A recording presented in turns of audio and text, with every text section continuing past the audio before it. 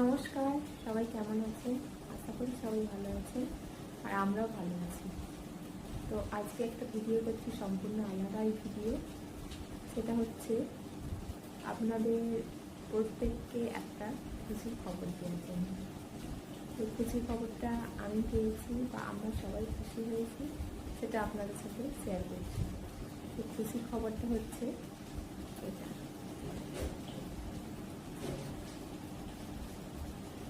এটা দেখে নিশ্চয়ই সবাই বুঝতে পেরে গেছে।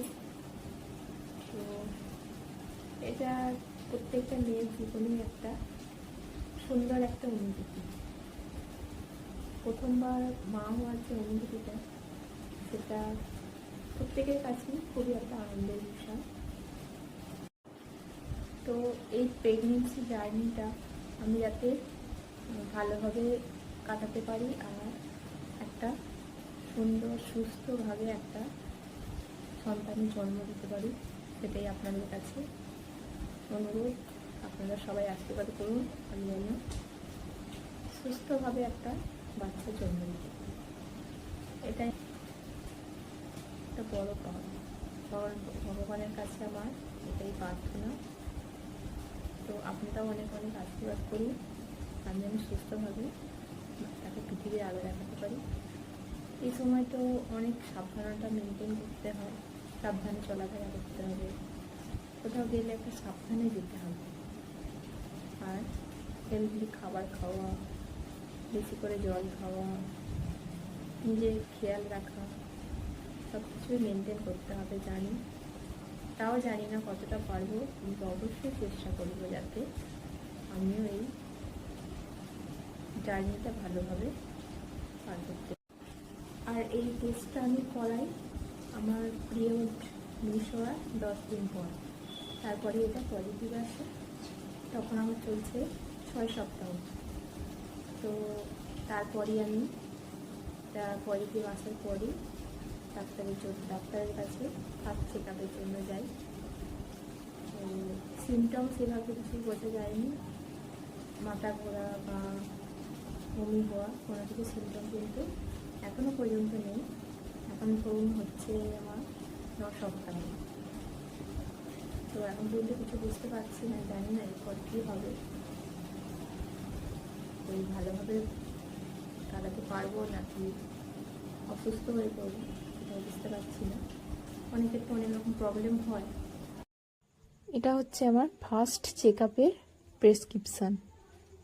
এখানে ব্লাড আর ইউরিন নিয়ে 7 থেকে 8 রকমের টেস্ট করাতে দিয়েছে। আর উনি আমাকে 4 রকমের ওষুধ সাজেস্ট করেছেন। সেটা হচ্ছে 20 দিনের করে ওষুধটা দিয়েছেন 4 রকম, অর্থাৎ একটা সকালে খাওয়ার, দুপুরে, সন্ধ্যেতে আর রাত্রিতে খাওয়ার জন্য 4 রকমের ওষুধ দিয়েছেন। তো এই টেস্টগুলো করাই 20 দিন পর আবারও যাওয়ার কথা বলেছেন। তো রিপোর্টগুলো কি হয় সেটা আপনাদের দেখাবো। এই হচ্ছে আমার মেডিকেল রিপোর্ট। সব রিপোর্টগুলোই এসে গেছে। আর যা যা টেস্ট করাতে দিয়েছিলেন সবগুলোই কিন্তু নর্মাল, বাট থাইরয়েডটা একটু বাড়া। তো এটার জন্য একটু টেনশানে আছি। এর আগে কখনো জানতামই না যে আমার থাইরয়েড আছে, বাস সেভাবে কোনোদিনও চেক আপ করাতেও হয়নি বা টেস্ট করিয়েও দেখিনি। তো এই সময় থাইরয়েড থাকাটা একটু চিন্তার কারণ। আর ডক্টর কি বলে, মেডিসিন নিতে হবে কি হবে না সেটাই দেখার বিষয় আছে। তো যাই হোক, কালকে চেক আপ আছে, চেক আপে যাই, ডক্টর কি বলেন সেই অনুযায়ী চলতে হবে। আর ব্লাড গ্রুপটা আমার আছে ও পজিটিভ। আমার মায়ের, 3টে দিদির, আমাদের সবার ও পজিটিভ। আর আমার হাজব্যান্ডের আছে বি পজিটিভ। আর আমার দাদার বা বাবার ওদেরগুলো সেভাবে জানা নেই, কারণ সচরাচর সেভাবে কখনো টেস্ট করানো হয়নি, তাই জানা নেই। আমাদের এগুলো টেস্ট করালাম তাই জানতে পারলাম। সুগার, প্রেসার, থ্যালাসেমিয়া সব কিছুই নর্মাল আছে। তো যাই হোক, ডাক্তারের পরামর্শ মতোই চলতে হবে। তো ব্যাগপত্র গোছাচ্ছি, যেতে হবে ডাক্তারের কাছে।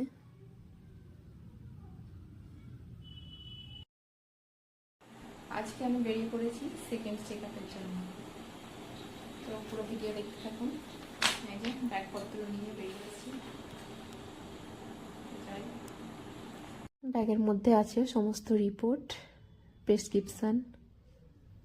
এইগুলি এখন আমার হেলথ প্রপার্টি, যেখানে যাব সঙ্গে করে নিয়ে যেতে হবে।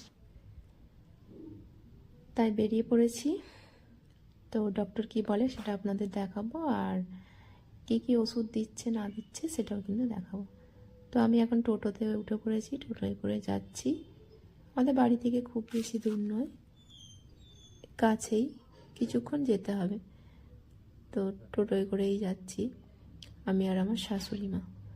তার কারণ আমার হাজব্যান্ড তো এখন নেই এখানে, সে এখন রয়েছে কেরালায়।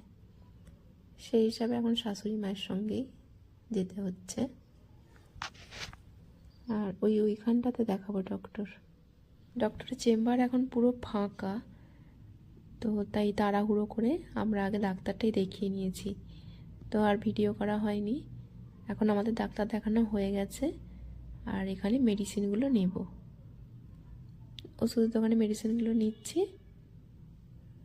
তো থাইরয়েডটা নিয়ে যেটা বললো সেটা হচ্ছে খুব বেশি প্রবলেম হবে না, তবে ওষুধটা খেতে হবে।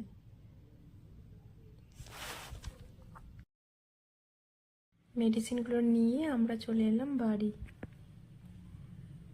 তো আমি আমার রুমে এবার ঢুকবো। আগে ওষুধগুলো বের করি, একটুখানি রেস্টও নিতে হবে, অনেকক্ষণ গিয়েছিলাম তো অনেকক্ষণ বসা হয়নি। এই ওষুধগুলো বের করে রাখি ব্যাগ থেকে, তারপরে একটু রেস্ট নেব, তারপর চেঞ্জ করে আপনাদেরকে ওষুধগুলো দেখাচ্ছি। এখানে একটু বিশ্রাম নিচ্ছি।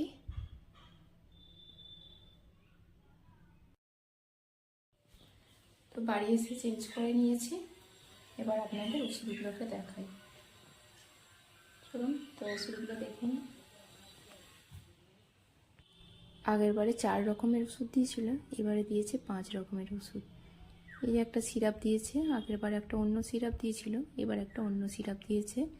এই কারণ হচ্ছে একটু খিদে হওয়ার জন্য, খিদেটা সেভাবে পায় না।